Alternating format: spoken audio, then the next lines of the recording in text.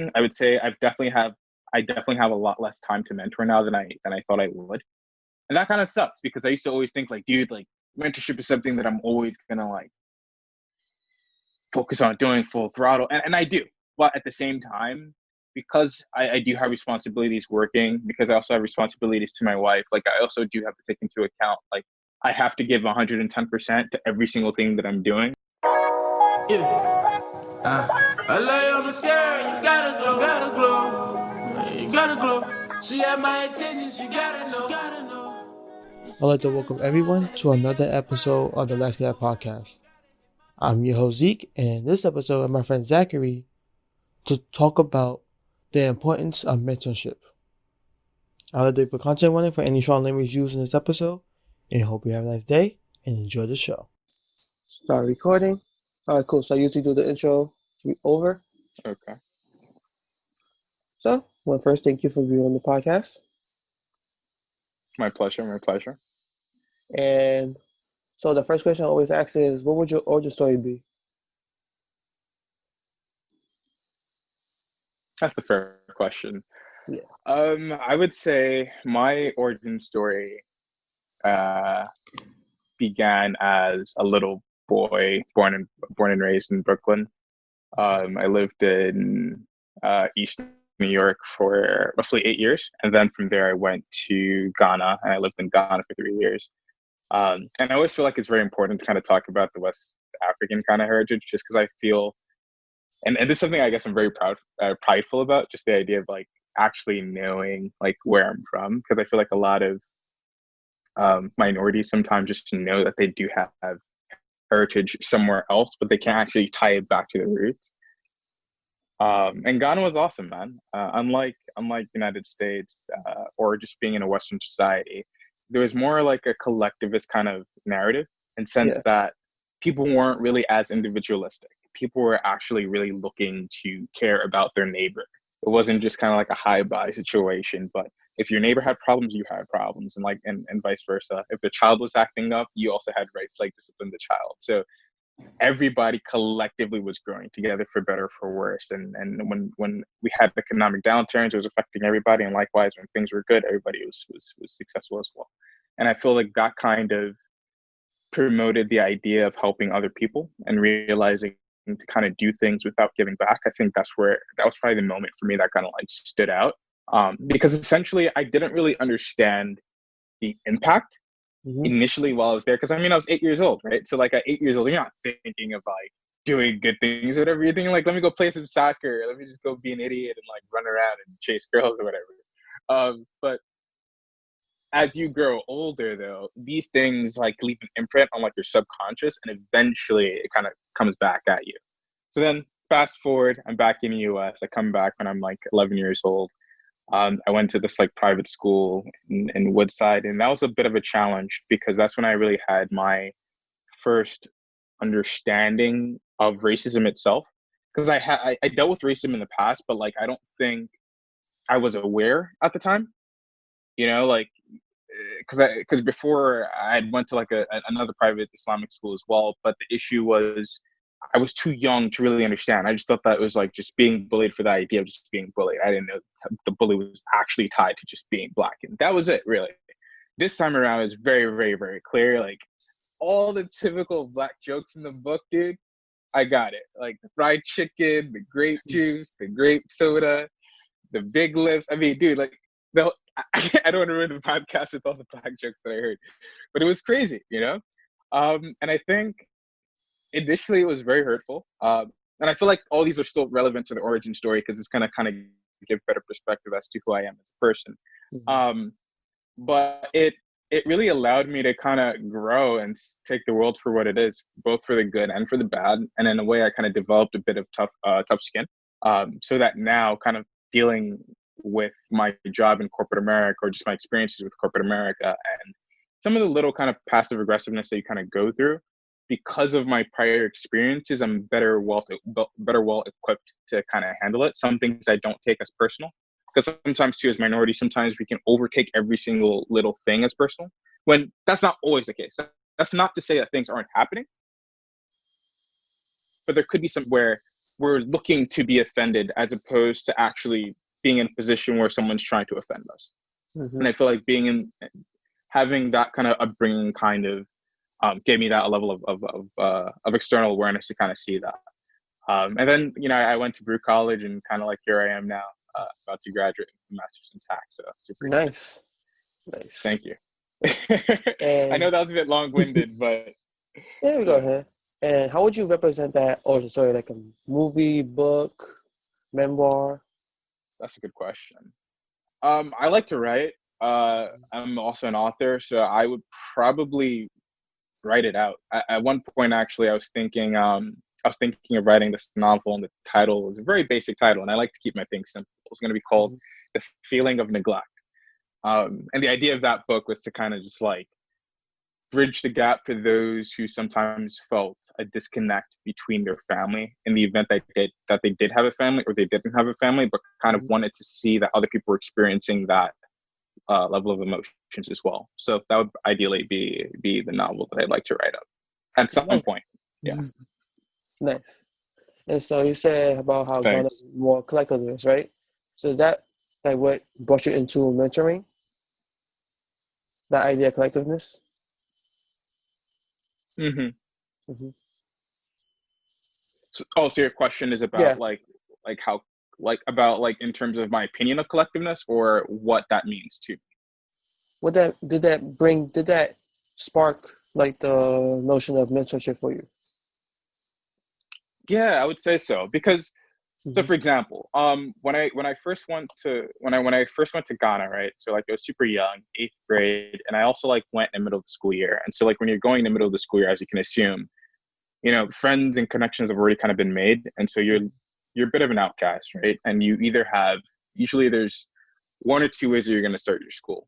Either you're going to be the one of the in crowd, or you're going to be in the out crowd, possibly converting to the in crowd, or you might just stay in the out crowd for good. And that's really usually how it is. Sometimes there's the occasional middle ground, but typically it's usually a hard left or right. And I remember that was the first time when I really kind of saw people kind of sticking up for people. So I think I was in like 3rd or 4th grade, and I had like some issue with this 5th grade or whatever, and I kind of just started telling some of my friends about it in 3rd or 4th grade, and literally all of a sudden the entire boys class of like class 4A and class 4B, because that's what we call it there. We don't like do grades here like the U.S. system.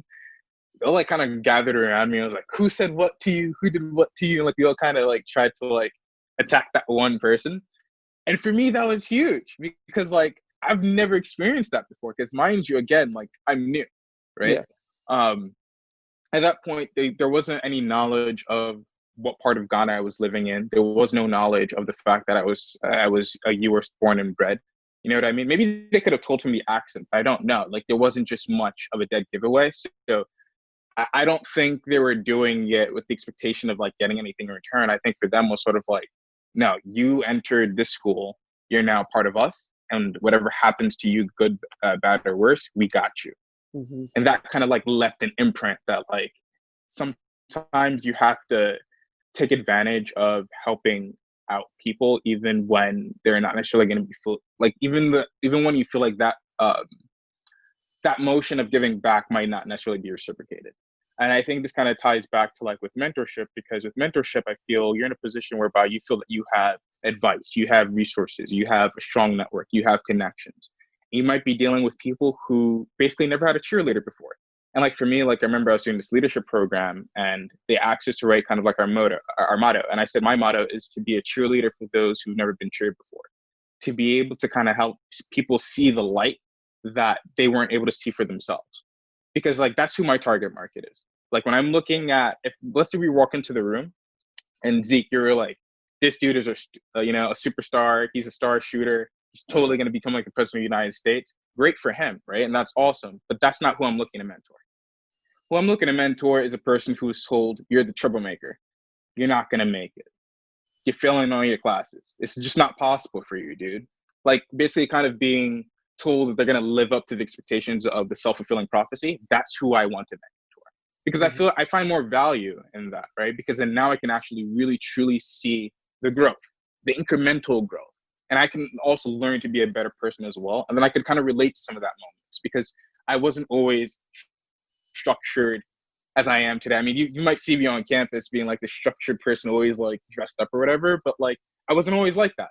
I used to be the kid that was a troublemaker. I used to be the kid who was getting into fights. I used to be the kid who like wasn't necessarily the most kindest person, or the person who was eager to like respect people or respect people's opinion. But over time, I kind of like changed through the different experiences, and so being able to kind of share that with someone else who's doubted as well, to change them eventually from becoming that underdog to now becoming that champion, it's a huge goal for me. So I think it definitely correlates back to like that idea of collectivism in Ghana, because it left an imprint on my subconscious that I didn't even realize was present at that time. Nice. And then Thanks. cool. So with mentorship, what kind of is your mentorship style? Are you like more hands-on, more laid back? Mm-hmm. That's a good question. So with mentorship, I would say I like to say that I'm very hands-on, but I also like to cater it around my mentee. And I guess I kind of could say I have like a mentorship story. So when I started out, I was basically like a sophomore brute, right? And I was like, you know what? I want to make an impact here. I don't know what impact I want to do. There's Team Brew, there's clubs, there's organizations, there's USG. There's so many different opportunities for me to really set an imprint. But even beyond all the school stuff, I really want to do something for me that, like, regardless of Baruch, I can kind of take away and say, you know, Zakari, you did this. So I was like, you know what? I just did this little leadership program with EY, and I know that I'm gonna, you know, start working for them this coming summer. Let me actually just try to be a campus ambassador and try to recruit people for EY or whatever, talk to them about Big Four experiences and so on and so forth.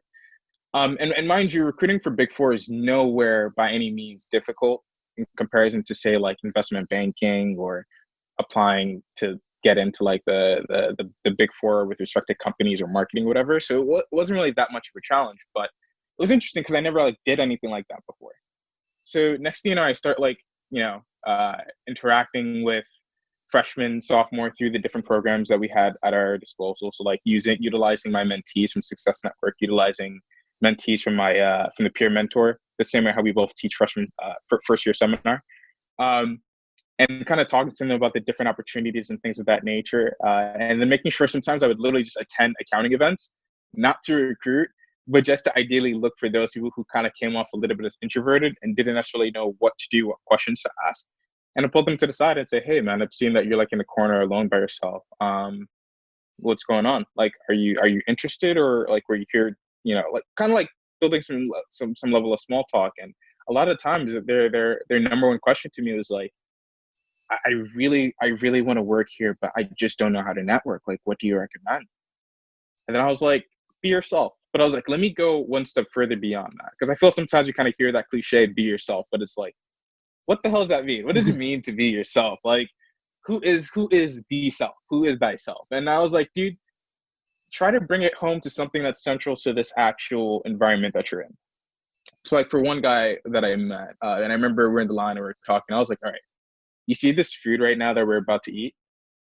One of this items of the food, for example, is going to be something, it's going to taste good to you, right? You might like the chicken, you might like the guacamole, you might like the rice, whatever the case may be. When you find this person that you want to interact with, tie it back to this. Very simple. Just start talking about that. And then from here, maybe you can really start talking about your interest in culinary cuisine, right? Or you can talk about the fact that you enjoy your mom's cooking. Like just something to kind of bring it home to kind of build that level of connection. And then from there, you can really get to really what you're interested in. But then he was like, yeah, but wouldn't that just be like basic small talk that doesn't really lead to anywhere? And I'm like, in my opinion, small talk usually doesn't work when you're talking about things you could give a damn about, right? So in other words, if I meet you, I'm like, hey, Zeke, like, how's the weather up there? Like, how many times have you heard that shit? Like, it's not anything that really adds to value. But if I'm like, hey, Zeke, how's your family? And then like you start talking to me, your family, and I don't just like transition to something else, because that's what typically people do. It's kind of like the hi, how are you? Before you answer, they don't really give a damn about your answer and they move on. But like, no, like, hey, how are you? How's everything going on? Like, what do you guys been up to? How's your July 4th? Like that kind of stuff. You start really building your, oh, here was my July 4th and whatever. Then from there, we could kind of move like with we can establish that strong rapport that can get us to somewhere. And so by recommending that to people and really walking them through different strategies based on their own personality, I was able to kind of then eventually kind of help them bridge the gap in fostering better connections, and then showing them some tips and tricks that worked for me in terms of building memorable relationships. So I kind of broke it down to like a 3-step process. And I was like, the first step is when you go to a networking function, you ideally want to think outside the box. When you thinking outside the box means, how can you leave a lasting impression? What can you do to bring up that will set you apart from all the other peers around you? One thing I noticed with networking functions is they don't always like to talk about their functional roles because they just got off work or they took some time off of work to come and talk about it. But ideally, if you could talk to them about something outside of work, they probably will remember you. Anything that's work related at that particular moment in time, especially if it's like a eat kind of function, they might like, they'll answer your question, don't get me wrong, but I don't think it's necessarily gonna set you truly apart. But if you're able to find like a commonality via like maybe a club or an org that you were a part of, or maybe some type of community service that you did that you both might have, shared in common or whatever, or if maybe they had a relative that did XYZ, that can set you apart. And I always tell them that keep it short and sweet, because sometimes in networking functions, you'll have those students that kind of go in and try to talk to the recruiter or talk to the professional for like an hour at a time.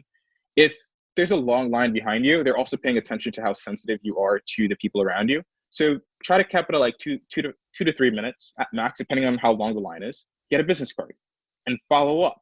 And I tell people the most important thing here is not just going to the event or thinking outside the box, but it's the follow up.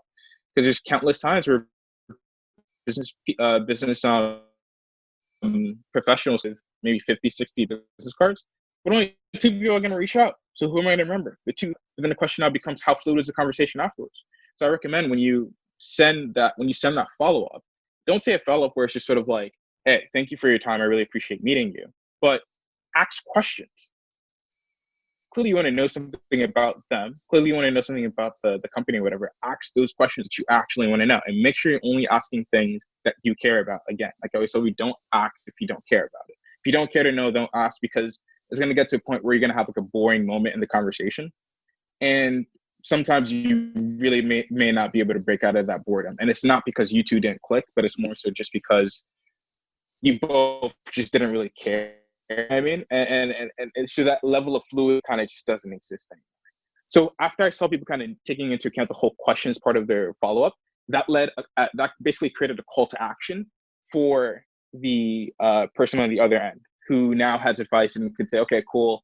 Let's either jump on a phone call so I could further discuss, or let's meet in person at some point so maybe we could discuss this over coffee.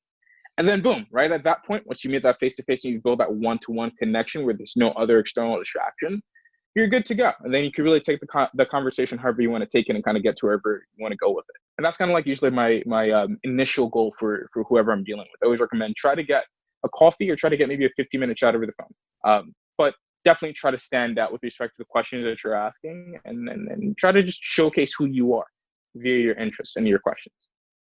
Nice. And with that, that's some good advice for me. I always kind of wonder how to connect with like professionals, because like right. when I was a student, I didn't really have much to offer as like being a student. I'm still trying to figure out who I am and what I'm trying to learn. And so I'm trying to figure out what questions to ask, because I don't know what I don't know. And, right. Yeah. So with that, when you first took on a mentee, was it like natural for you? Did it click, or did you have to learn about yourself as you were trying to learn about them? I think that's a great question. So I think when it comes to like my first mentee, in an official capacity, it was interesting because this is where my structured personality kind of came in, and then I realized ideally mentorship should be a little bit more fluid and not so structured. And it didn't really work out too much. And I noticed that there was a massive disconnect between me and the mentees that I was interacting with. And the reason being is because I was trying to create this like by the book method that made the most sense. But then I forgot to take into account, we as individuals, we're extremely dynamic. We're not static. We change. We interact differently. We like to joke and we like to laugh. Like no one wants to just be talked to, but they want to be talked with, And I think once I kind of understood that factor, is when I started to take into account the personality factor. And I realized there's some people that I might interact with where honestly, they're not looking for a conversation. They just want you to come in, you guys develop an execution plan, and that's it. And you call it a day. Thank you, and cool, and that's it. There's other people who are like, no, dude, like before I actually start taking your advice, in a way, I want to somewhat have a friend, an amiable relationship. Because through that, now I can actually kind of trust you because now I feel like you truly do have my self-interest at heart. And so for those individuals, I'd focus on building and fostering a genuine, amiable relationship. I will ask them about their family. I'll ask them about their interests, their hobbies. If I find opportunities that can align with their interests that I think would be great for them, not necessarily great for me because it's not about me, it's about them, recommending that to them. If I know someone that is looking for, say, maybe a person to go play badminton with, I might say, hey, listen, I remember you said you're interested in badminton. I have a friend who's looking for a badminton player to play, every once in a while. Do you think you'd be interested in connecting? And they connect. And kind of just showing that interest that you actually really were being attentive to when they were telling you your interest goes a long way. Because sometimes people just don't do that. Like we say that we kind of care about our friends and what they're talking to us about or whatever, but like, do we? Do we really put our mouth where do we really put our mouth where our mouth is? Like when I was doing networking at one point, I used to sometimes go to like art events. That's not because I have an interest in art. Like, no offense to artists or whatever, but I don't really care too much about art. I have an interest in literature art, but not like actual, physical art, like Picasso, Mona Lisa, like that kind of stuff. Like that's not something I'm fond of, but I have friends and peers that are very much so interested in that. And so the question now becomes like, how can I be an asset to them? Right? Because I'm in a tax world, which is pretty small, and in comparison to things like art or things that, are more on the discretionary side that people really do have an interest in. It's sometimes harder to kind of break that transition. There's not necessarily always a structured way to enter into that world.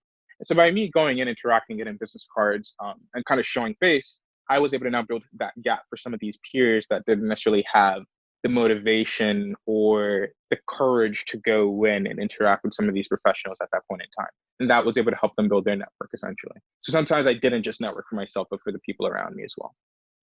Nice. And thanks. Cool. Because me, I think I'm more of a reluctant leader where I have the skills set to do it, but I don't always want to take that extra step. Mm-hmm. And then like there's a lot of times where people push me to, like there's like, okay, we're gonna give you this job because of your personality or skill set. And I'm always trying. Like I'm starting to learn by myself and my leadership style and how to better interact with other people. Yeah. Because I'm an older brother, so I have to be a mentor almost automatically because I have a younger sibling who looks up to me and emulates me. Absolutely. I totally feel that. I have a younger sibling as well, and for me, I used to like when people say like, "What's your biggest motivator?" In a weird way, it's a very abstract concept, but I believe whenever I tie success or an ambition to something that's abstract, I tend to do a lot better than when I align it to something tangible. So I always tell them like, so before I was married, I used to say it's myself 10 years from now. That's my greatest motivator. Like, as in 10 years from now, would I be happy with what I'm doing today? That would be something I would usually ask myself before I made these like difficult decisions. Now that I'm married, my new question always is, how would my son feel if he were to hear that I was doing this? Would that make him proud to say, wow, like my dad is doing X, Y, Z? Or would that change his perspective of me and say, wow, I can't believe my dad did that? And believe it or not, like that's helped me really like get through some very tough, difficult decisions. And it's interesting because again, it's abstract. Like, who's to say I'm gonna have a freaking son? Like, Kobe had 3 daughters. You know what I mean? Like, I don't think he knew for a fact he was gonna have only daughters. R.I.P. Kobe. But like, it happened. But just me thinking like my unborn child kind of gives me that motivation to really try to be the best person I could be. That doesn't necessarily mean that I'm not going to make any mistakes, and that doesn't necessarily mean that I don't have any flaws. I definitely have all of the above, but it just gives me some sense of clarity and a better sense of direction in terms of how to move. So I totally understand your perspective with respect to having a younger sibling and trying to like live right by them so that you could really coach them and be the best mentor you can for them. Because essentially you're the first emblem that they see. Yeah. especially living in a single parent household, pretty much like Oh yeah. kind of that figure. They kind of emulate, like, Right. okay, cool. This is the decisions you make, and this one Right. you don't make. And It's, how do you find that dynamic? Do you find your siblings to be retentive, or like to what you're saying? Like, do you find that they actually take into account whatever it is you're recommending, or is it kind of like, nah, Zeke is big brother. I don't really care what Zeke says. I'm gonna do what I want to do. I think it's a mixture of both, depending on like the situation. Because this time, me and my Okay. brother, we argue, we butt heads, because like we're very similar, but we have like Right. differences and like those like interests and stuff like that. So like sometimes I can hear him Hmm. emulating my words and like emulating my style. And that's just Right. because within the same house we have a similar mindset. But then there's times since he has like a totally different skill set, like he's more English based, while I'm more like math based. I can Right. see him Right. Right. still trying to force his own path, even though he still went Hmm. to Baruch. So Right. yeah, so Okay. we're currently in Okay. the same school for two different reasons. Got it. So is his goal to be like a English professor or something, or? I think he's still trying to craft that because I know Okay. when I just graduated college at the same time you did, and then we just like I'm still trying to build what I'm going to do. So I think Right. And yeah, go ahead. no, I was gonna say, and the great thing is we're all young, so Yeah, essentially we have that time, because like I graduated, yes, and I'm in my career fine, but like, do I like, am I sure, am I fully certain, like I really want to do this for those in my life? I don't know, and I feel like that's also one thing that, like, I feel people don't know about me. Like, I've always really been confused. I just i just kind of live by the philosophy of whatever you're going to do 150%, so that if you do happen to change your mind, as in like you decide that you want to stay in this whatever, like people can look back and say, okay, like this person really like loves what they do a great job at it, etc. As opposed to like half-assing something, and then if you do that, then like now, like if you were to leave and try to come back, people don't really want you back, because it's like when you were there you weren't really giving it your all.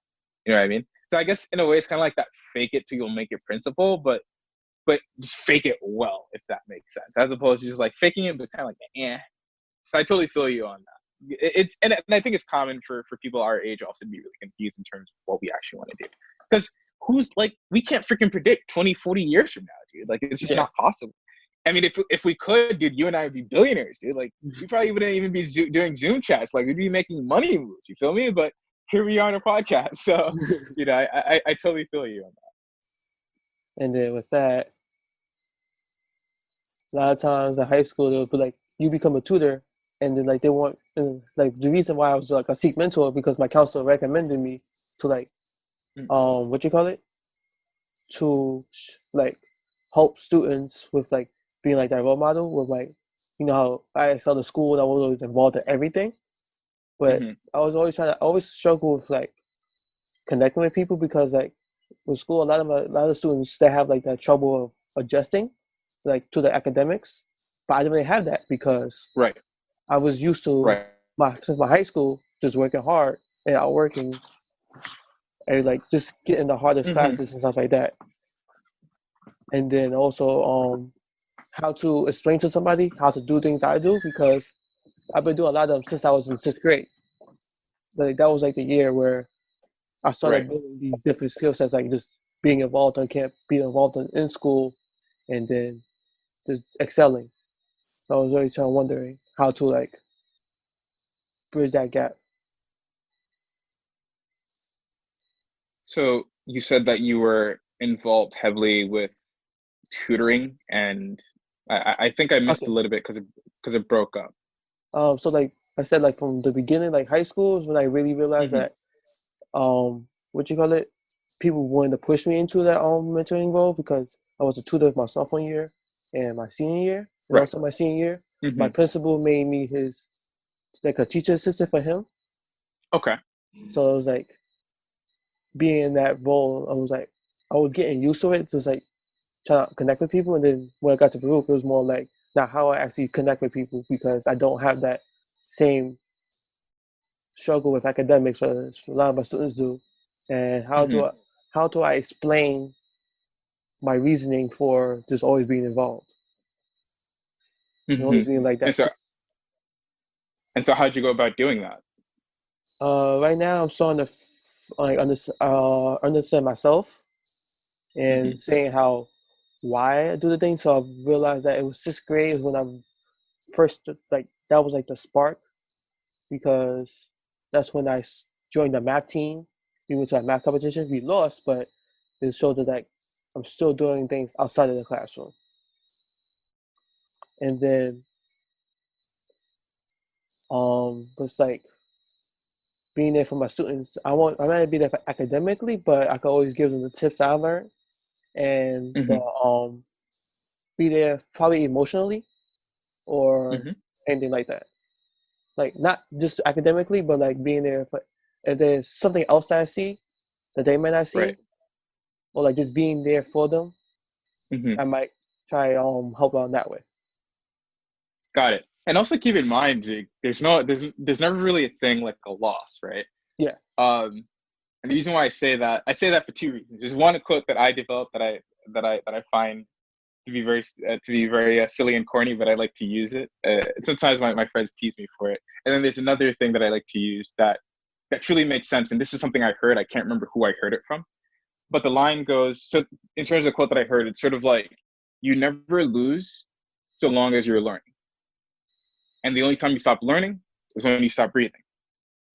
And so likewise, unless you're dead, you're still learning. And so you didn't lose that math competition. You learned something from it because now you could kind of know if you were in the same scenario where you're put in that exact same math competition, you'd perform a lot differently now than you would have before because you learned. When you're not learning, that's when you're losing, right? So like a stock market, like if you invest into the stock market and you lose several grand, that sucks.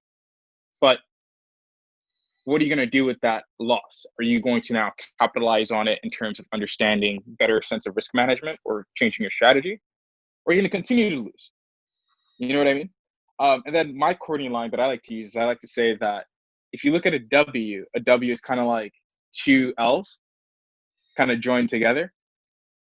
If you think about it, right? Because there you go. Yep. It was very corny at first teasing me about it, but like every win takes several losses.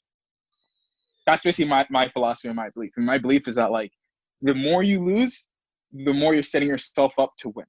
Mm-hmm. Because in my opinion, if you're constantly winning and you're never losing, sometimes you don't actually necessarily know why you won. And some of that winning partially could be part of luck. And because you're not able to kind of do a self-assessment as to what were the good things that you did, when you lose, sometimes you don't know how to deal with that. But if you're in a position where you've lost a lot, when that win comes in, it hits you different. You feel me? It's kind of like you ever had that class where like you're bombing it, and you start going to the professor's office hours and you're like, yo, damn, I don't even know what I'm doing. I'm thinking about changing my major or whatever, right? And then, come final time, like you ace it, you know? And the professor's looking at you like, yeah, this is crazy. When I say professor, it could also apply to high school as well. Like you kill it and like you feel great. Now take that around and let's say you started acing class initially. And then come final time, you bomb the class and now your average goes down. Which one makes you feel better? The It's not climb. so much, yeah, because it's not so much where you start that I like to tell people. And this is where my dad kind of gave me this quote before I started college. He said, it's not where you start, it's where you finish that matters at the end of the day. Like, no, like when you're going for a job interview, they're not going to say, what was your GPA freshman year? What was your end of your college career GPA? Because they know that there's so many ups and downs around it. But what were you doing during that time? Were you learning from some of the lessons? Or were you just kind of like basking in your sadness? Mm-hmm. Yeah. I don't know. Just when you said the last thing, I just felt the need to kind of drop that. Because I feel sometimes too, our word choices do play a role with how we interpret certain things. Oh yeah. I also learned how to lose from that competition. Like I learned that okay, I know I hate losing, but to Mm-hmm. accept that I lost and to keep moving Yes. forward. And that's a big move in itself. Mm-hmm. And now that you transition from like a student to a professional, how has like Mm-hmm. that change been and like also mentoring? How did you feel like a change in role since you're not a student anymore and students look at you different? That's a good question. So I still do mentorship, and I'm still technically still a student, right? Because I have one more summer class left Mm-hmm. to get my master's, and then I'll have it in August. But until then, I like to still consider myself a student. People don't, but I like to. And yes, there is a definitely a different outlook. So like I had a family friend reach out to me recently, and she's trying to break into the fashion industry, right? Her parents aren't really supportive of it. They're kind of like, fashion, what is fashion? Go become a doctor, lawyer, engineer. But I don't really care about these conventional and traditional jobs, dude. Like whatever it is that you want to do, go do it. If you are passionate and you believe that you can get it done, I'm going to help you get there.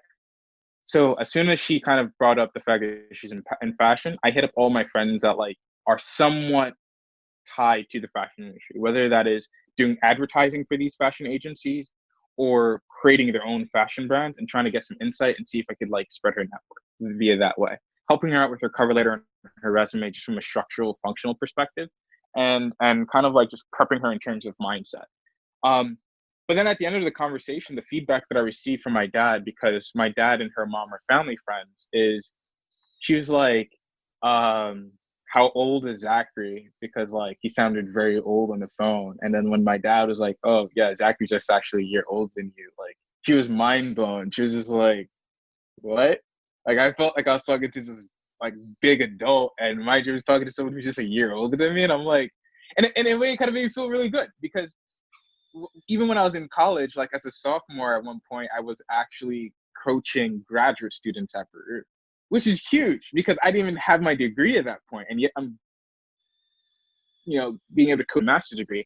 The oldest person I ever like coached was a person who literally had a JD, dude. So that means he graduated law school, came to Peru to get a master's in tax, and that's someone, and that was by far like my biggest like accomplishment. Like this is a freaking lawyer. Like the insight that they could give me is endless, and yet I was able to kind of help them coach them through a process.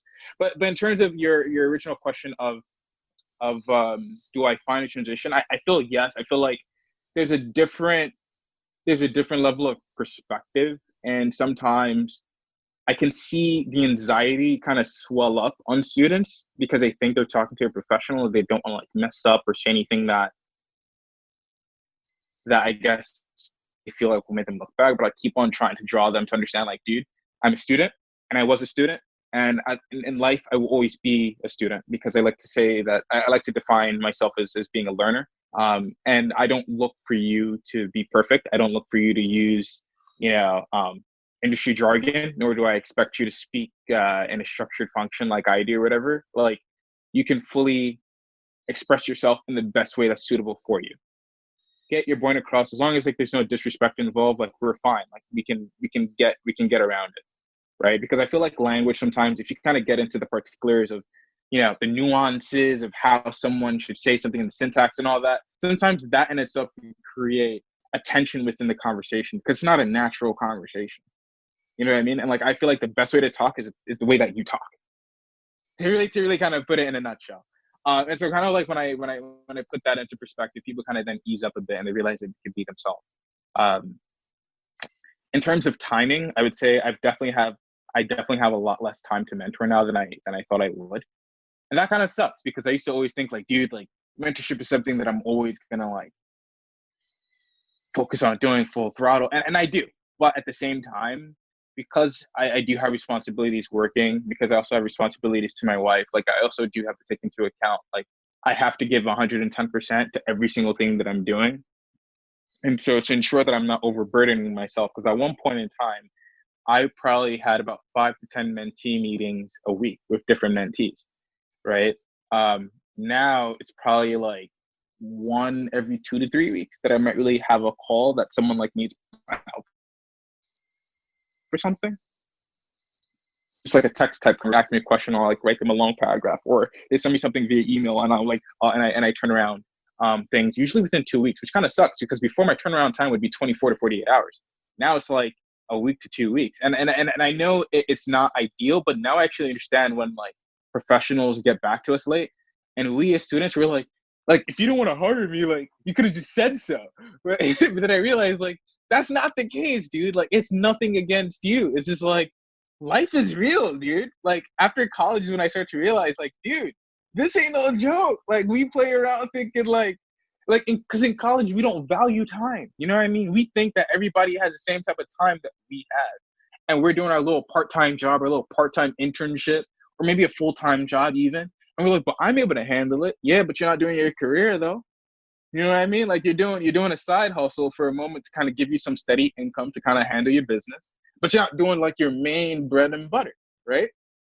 So it's a different type of mentality. And I think this is why I guess our parents sometimes tells us, you're gonna keep on, disagreeing with the advice I'm giving you, but there's certain things that you just have to live through. And like that's kind of what I learned through this like professional kind of thing. Like now I started realizing where sometimes professionals cancel meetings. I used to sometimes take it personal, like, dude, like this is in my head, I'd be like, dude, like this is our third time rescheduling. What the hell is going on? Like, am I just not that important? But then I realized, like, no, like things come up and you still have responsibilities, right? Um, so I think that's something that kind of sucks because I have to find a way to communicate that to my mentees while also ensuring that they also feel valuable. And that's a challenge that I'm struggling with right now as of today. Because there's certain people that I need to get back to, that I want to get back to, but then I get occupied in some of these other things that take away my time. And then I realize time management is super, super important. So versus before, like I could have a conversation with someone and I would feel like the conversation isn't going anywhere, but I would still entertain the conversation because I felt that maybe somewhere through the conversation it might get better and we might really be able to get to the bread and butter of whatever the person needs. Now it's more so like the initial conversation, like if we can build rapport, great. And if we can't build rapport, then let's at least try to get to some of the questions so I can really be of better help. If we kind of can't get to that, I usually try to cut the conversation pretty short, not to be rude, but just from a time management perspective, because if I'm allocating an hour to you and we're just both talking about nonsense, and that wasn't the intention of the conversation, because mind you, like not every conversation can be serious. Like I could literally call you just for us to like roast each other, right? Like, and we could talk for 2 hours about that. That's fine. Like that's still a valuable conversation because that was the intention. But the intention was for me to mentor you, and for that hour, we're not discussing anything around mentorship. That's kind of a waste of time, in my opinion, because like again, we didn't just say let's just have a conversation and wherever it goes, it goes. It was more so like we're here to talk about X, Y, Z, and we're not talking about that. Mm-hmm. So like that's something that I guess I've been very, very mindful of in terms of my conversations at the moment and interactions. Cool. But coronavirus has made it easier though, because like now I'm able to like, in a way, I have more time because I'm home and I don't have to worry about like the commuting factor. So like I don't have to worry about like, staying in the office an extra 2 hours to talk to someone or like trying to get home as soon as possible so I can jump on a call. Now I'm basically home all the time. So whatever free time I have that I can, I try to do whatever it is I can to connect with my mentees.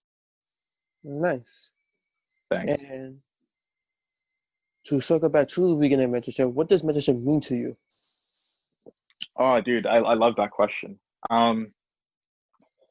Mentorship means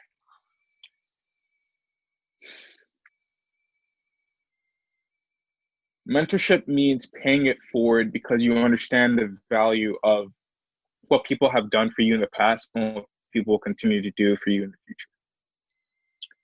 The reason why I say that, dude, is how many times have you heard the term self-made millionaire, self-made entrepreneur, self-made this, self-made that? I don't believe in that shit. I don't care what Forbes defines it to be. That's bullshit to me. The reason why I say that, dude, if you're keeping it blunt, no one's self-made. Kylie Jenner's not a self-made billionaire. Why, dude? Kardashian.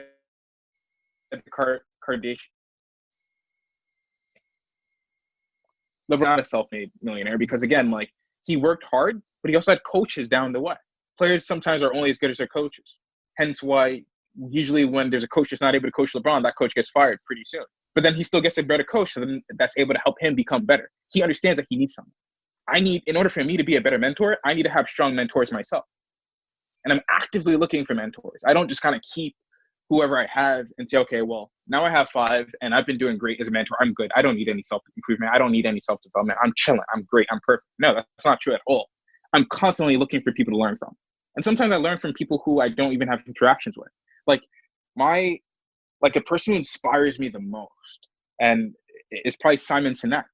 Like I read his book, Start With Why, and that book changed my life because he talks about this principle of the golden circle, and he says there's 3 circles, and these are very, very important circles that's going to shape up how and why we do things. So he says, why is your innermost circle.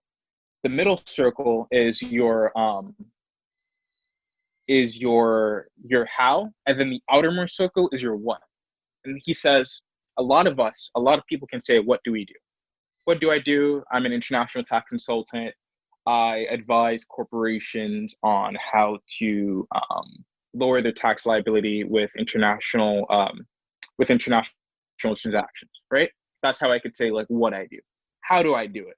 I look at the different tax treaties. I look at the different set of facts and the issues and the guidelines to therefore help walk them through different scenarios and find the best potential outcome. Why do I do it?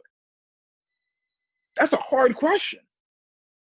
Because then you could say, I do it for the money. Is that really why? Because if you're doing something for money, you could do anything. I could be a stripper for money. You know what I mean? Like, so why do it? So every time you kind of get that why question, it's hard to really answer it. And this is where, like, my little bit tiny knowledge of psychology comes in. I say super, super tiny. So, like, I'm not a doctor or anything, but I'm about to hit you with some psychology knowledge. Oh, you probably know this already, but, like, you know, like how there's 2 parts of the brain, the neocortex and, like, the limbic system. And so, like, the neocortex is, like, how we, like, do things that we normally do. Like, I take a cup, I drink water, I walk, I function, I speak or whatever. The limbic part of your brain, though, is where, like, if I were to ask you, hey, Zeke, why do you love your mom? That's a very hard question for you to answer. Like, you could give me as much responses as you want, and I will be like, wow, I'd be very wowed by your answer, right? But as you giving the answer, you won't even really feel like you actually answered it the way you really wanted to answer. And even if I would ask you the question 50 times, you still would never get to that. And that's the limbic part of the brain. And that's triggered by the why. And I feel like a lot of people, we function on autopilot, on the neocortex, but we don't think about the limbic. And I feel that if we do start to really think about the limbic side of why do we do things, like, let's think from a purpose-driven perspective, why am I doing something? It really helps you grow. And so for me, the mentorship has always been purpose-driven. I don't care that people are watching me. I don't care that people are aware of the fact that mentorship. I care to see that my mentee succeeding. And my mentee asks me, hey, what can I do for you in return? My number one thing that I always tell them is, hey, listen, when you find someone that's just like how you are today, seeking my help, do exactly what I did for you to them. That's it. That's all I want from you. Continue that legacy. Show me that you are thankful. Show me that you have gratitude by you being able to take some of the knowledge that I was able to impart on you that help you get to a better level, or help you get to the next step and pass that on to someone else. Because I wasn't self-made. I wasn't, always the person that had the insight and had some of the answers. I was able to get that through my interactions with people. And likewise, same thing for you. You're starting out. Be able to reciprocate that to people moving forward. And that makes me feel great, because I feel like when I saw the movie Pay It Forward, like, that's basically what I understood from that movie. And I saw that movie when I was, like, in 7th grade, dude. And, like, I was mind blown. Like, I saw that movie and I was like, this kid is a freaking genius. I mean, I know it's a movie and I know it's, like, yeah, acting, whatever, but, like, the principle just really, really connected with me, man. And from there, I was like, whatever that kid did, I want a part of it, because that's what I want my branding to be. And that's literally how I move. And so for me, it's like giving advice, giving insights, talking on panels, whatever the case may be, any speaking engagement opportunity I have, I go full throttle at it. Because I feel like if you have knowledge, you should share it. What good is it you keeping it? Because Les Brown said, the greatest ideas are found in the graveyard. So if you take a moment and you really just process that quote, what does that tell you? A lot of people had a lot of ideas. Either one, they didn't share it and they died with it. Or two, they shared it, they talked about it, but they weren't able to be about it. And so therefore they died with it. I like to challenge myself with a quote that says, it's lonely at the top and crowded at the bottom. And I like to say, as I'm climbing up the top, I want to bring people with me. And this kind of somewhat goes with, like, the Nabok quote, lifting as we climb. But really what I'm really trying to focus on is, dude, when I'm at the top, I want you to call Zeke and be like, yo, Zeke, let's go to France, bro. And I want you to be like, yeah, you know what, screw it. Like, I'm chilling. Like, let's out. You know, like, I want to be able to, you know, call whoever it is and like let's make moves. Like, let's go enjoy life. Like, you know what I mean? Like, why should it be that I need to just, you know, keep on giving loans to people, or I need to keep on like whatever? Like, why can't we all eat? You know, like, why can't we all like help each other? Like what if, let's say, you created like a podcast company and I'm like your tax dude, and then like you're like the dude who's handling the podcast, and we have another person taking care of marketing, and then another person who's maybe creating like the graphic design to like make it like look cool or whatever. I don't know the terminology or whatever, right? So I'm not gonna try to mix stuff up. But the point that I'm trying to make is like, we can all eat. You feel me? And so like that's what I like to see. Like, I like to see people eating and finding ways to make ourselves eat, and we could do that collectively. And that's why I was talking about like the whole Ghana approach in terms of being a part of a collectivist society. You realize that the benefit of when you have people in sync, because it creates synergy. And when you have that synergy, it leads to better efficiency. And when you're all efficient as a team, better effective results. You know what I mean? Yeah. So I know I might have extended a little bit further from the original question of what does mentorship mean, but I just felt like, since I was kind of going there, like I might as well kind of keep on going, because the thoughts are coming to my head, but I feel like it's still like relevant. I feel like there's at least some positive takeaways from what I mentioned. But Yeah, of course. Inside that, you mentioned how you've always looked for somebody to be your mentor, right? I heard that you had to have like your board of directors in your life. I forgot where I heard it from. Where you have like people you go to, and that you bounce off ideas from them. And I want to see, how do you go about doing that in your life? Mm-hmm.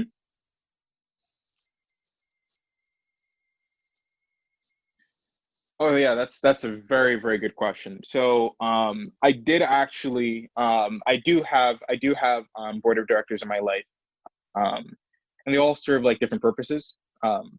And these are people that I check in with, usually I'd say either quarterly or semi-annually, or sometimes annually, depending on how busy they are, or the dynamic of our relationship. Um, for some people, it's more so focused around sponsorship. And sponsorship is sort of like, hey, I'm looking to make this career transition, or I'm looking for this promotion. How do I go about doing that? And I was able to talk to one of my mentors from EY, and we were able to like work to help myself kind of accomplish that goal. And so like now, even though I graduated and I'm now interning for the firm, I'll be starting as a staff two. So I'll actually be getting promoted from staff one to staff two, just off of starting full time, because I've been with the company for a little close to 2 years now. So my experience with the firm and my interactions with the people that I worked with all were positive, and that kind of led me to getting this opportunity. But again, the opportunity didn't come just strictly from my work ethic. It also came from having a sponsor that was able to kind of advocate and say, I'm willing to put my political capital on the line for Zakari. Zakari has shown me that he's capable of handling this level of responsibility. I'm able to do that. Another case scenario, when I was in Australia, this person that I was working with had a mentor that was she was a CFO of an airline company in Australia, and he asked me like, if we were to set up a conversation with the CFO, what are some questions you think we should ask? You know, because if you're meeting with someone of like such a a high status or whatever, like you definitely don't want to, like you want to ideally find like some high level type questions to ask them, right? Because nitty gritty things or things in a granular detail, they might not be able to answer that, because that's not really how they think or programmed to think. And I didn't have the answer. You know, that was one of the few times where someone asked me a question I really didn't really know what to ask. So I hit up one of my mentors and I was like, hey, this is a situation. I have the meeting tomorrow or sometime at the end of this week. I can't remember what it was. How do you think I should go about doing this? And then he sent me a bunch of articles to read, and he kind of gave me some suggestions. And from that, I kind of went back to the guy, and I was like, hey, these are some of the things that I think these are how I feel like we should guide the conversation. And when we had the conversation, it was a lovely conversation because we took some of that approaches. So when I need the help, I make sure to take advantage of it. Or someone asks me a question, I really don't have the answer to it, and I know that one of my mentors might have that, I look back. I also look to my dad for advice sometimes. He tends to really give me advice when it comes to understanding how to pace myself, because sometimes I have the strong go-getter mentality that I start speeding through things, and it usually leads me to burnout, and it also leads me to not appreciate taking things one step at a time, which is important, right? Because with college, for example, like I was heavily involved, but while being heavily involved, I don't feel like I truly grasped the moments that I really would have liked to. Like, I feel like I wasn't necessarily always fully present. Like, my wife criticized me and says, "You're always thinking, you're always thinking." And she's right. Like, I am always thinking, right? Like, you and I could be sitting in a room and we're focusing on, figuring out what the next move is for our podcast. And I'm focusing on the podcast, but I'm not thinking, okay, but what if 10 years from now, what do I want to do with this Let's Gather podcast? Like, what, you know what I mean? And I'm thinking like long term. And mind you, dude, you're just asking me like, yeah, but I'm just actually just talking about next week. You feel me? Like, I'm just always out there. And so it's like, you and I are talking about, next week or whatever. And I should really just be fully in tune with just next week, because that's really what the primary type of conversation is. But I wander, not from like an ADHD perspective, but I wander like really further out because I'm just always thinking further out. But like, if you're thinking so far ahead and you're not physically in present, time passes you by so quickly. Because think about it, you're setting all these milestones, and these milestones are so far ahead. Because if I'm setting a 10-year milestone, every single day I'm just looking forward to hitting that 10-year milestone. But what am I doing on a day-to-day basis? Yes, I'm doing the things to get me there, but I'm on autopilot because I'm not physically present. And that's something I'm trying to actively work on. So that's something I also talk to my board of directors about. And that's why they recommend, like, hey, when you go to have fun, focus on having fun. Don't try to freaking elongate the fun or time the fun. Just like have fun, dude. And like let things go. If you're having a conversation that you find to be one that's adding value, enjoy it for a while you can make it last. Don't focus on how you can make it the best type of conversation or the case may be. Stop trying to always make everything be about being the best or being the worst. Not everything's so black and white like that. Because I'm not sure if you ever took the Gallup Strength Finder test, but my number one, right? So you're probably going to be aware of this, but like my number one attribute was achiever. Mm-hmm. And then it was achiever, focused learner, competition, and restorative. So with achiever, I'm always constantly thinking of ways to win. Competition, I have to win. Learner, I'm looking to learn and focus. Once I'm in on something, dude, like a fire could be happening around me and I will not even be able to see it. Like I have a killer sense of focus, which could work out, but can also suck. So when crunch time happens and I need to focus, I'm getting it done. But likewise, at the same time, a lot of things are on hold.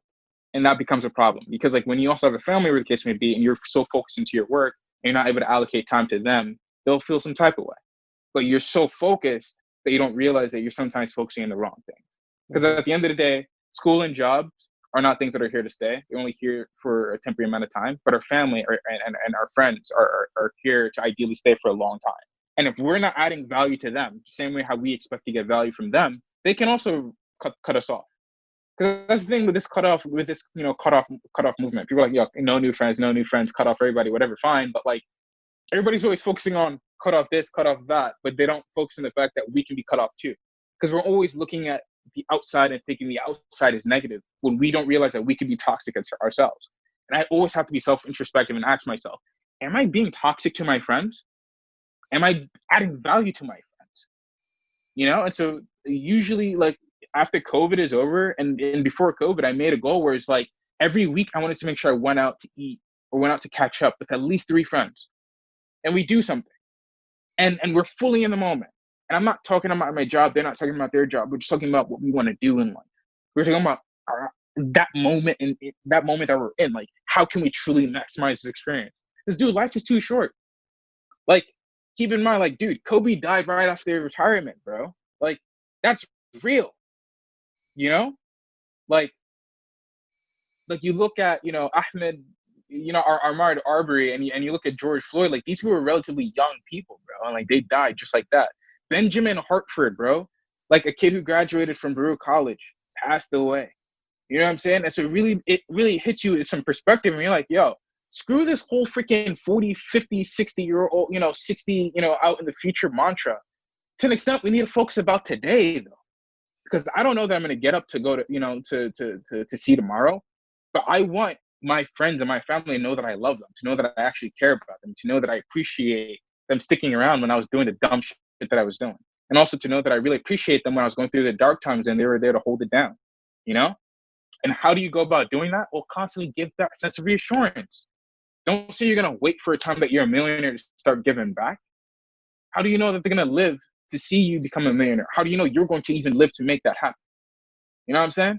It's like that's like how I try to think now. Because like I realize like life is too short for us to be caught up in these like super long term goals and not really focus on what we could be doing on a short term basis. Because it matters, man. It matters.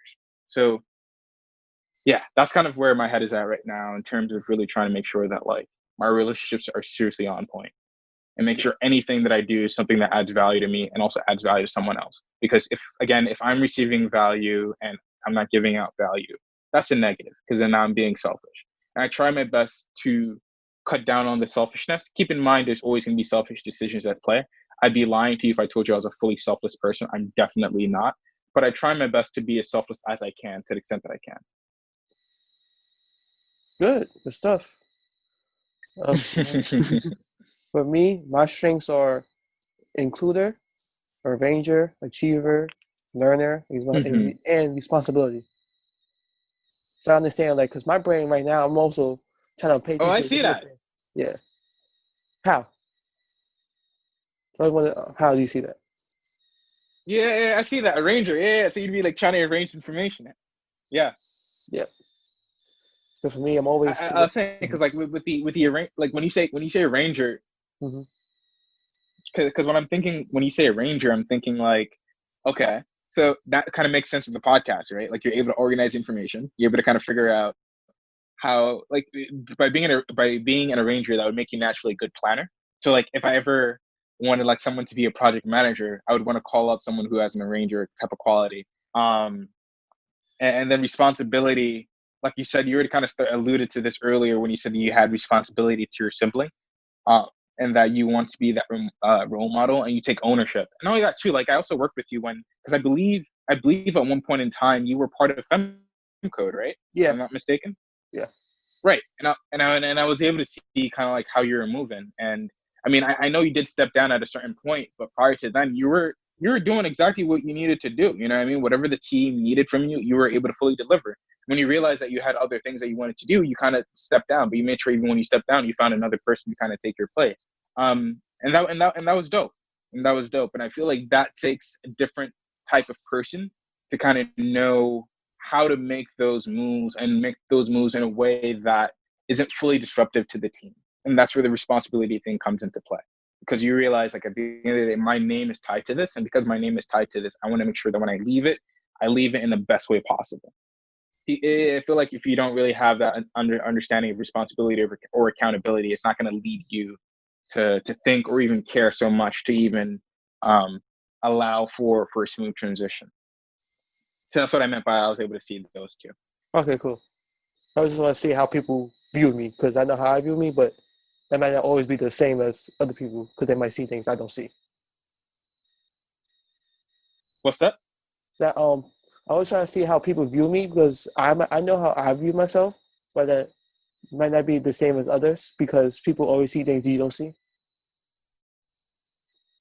That's why I always going to ask, like, why? Mm-hmm. Oh, right. Like the Johari's window where we talk about like the hidden self, the known self, the unknown self. Yeah. That makes sense. Understood. That makes sense. Yeah, absolutely. And with that, I also see how responsibility, like, there's times where, like, one time on my summer job where everything was going wrong, and I just took, like, granted, I'm the assistant, but I just took charge because, like, I have responsibility to the students. And like, I just want to make sure they're safe and they get home safe. And I was like, I was exhausted and tired after it, but, like, I just had that instinct, like, no, this is all going wrong. I'm going to take charge. I'm in charge now. And how also, like, absolutely. And I'm sure you did, the roles really well as well. Yeah. That was exhausted, but yeah. Everybody got home safe. And also you were saying? Also right now, you got your thing accomplished. And how, like, my brain right now is just running. And my mom always telling me to slow down. You said right now what? My brain's just running right now. I'm also thinking about 500 things. Mm-hmm. And my mom always telling me to slow down. Right. Yeah. Mm-hmm. This is a good conversation. Mm-hmm. So I see your time is running down. So the last segment No, is... for sure, dude. For sure, dude. And right. You can go ahead. You want to say something? No, go for it. Yeah. Okay, cool. So the last segment is to name No, your... I was gonna say that with respect to the whole, running. Mm-hmm. This last segment is to name your origin story. No, I was just saying, like, with respect to the whole running. Like, go ahead. Your origin. To name your origin story is the last segment. You keep, it just keeps cutting out. Go ahead. Okay, got it. So like, how would I name it? You're saying? Yeah. How would I name my origin story? I would say, oof, that's a good question. How would I name it? How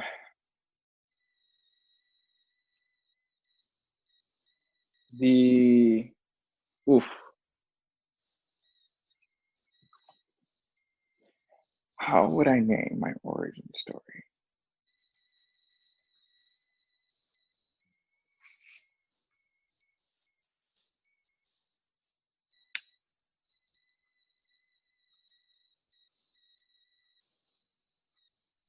Okay.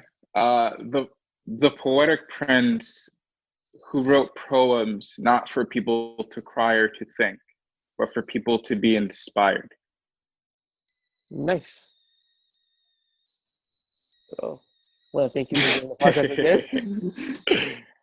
Anything last things you want to say? Any promotions? My pleasure. My pleasure. Thank you very much for having me. No problem. Thank you for being interested. Yeah, I love what you're doing, Zeke. I think this is awesome. I've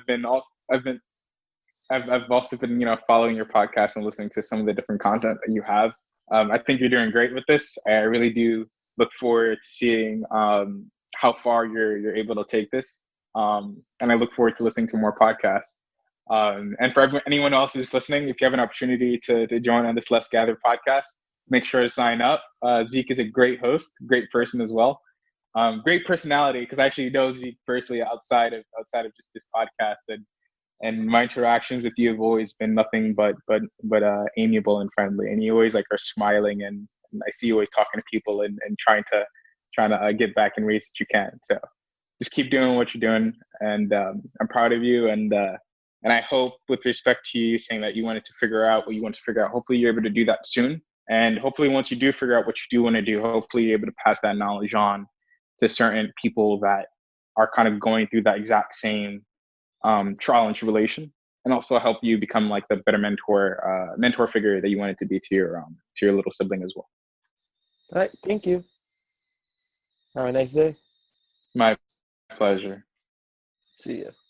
That brings another episode of the Let's Get podcast to a close. I again like to thank Zakari for coming on the show.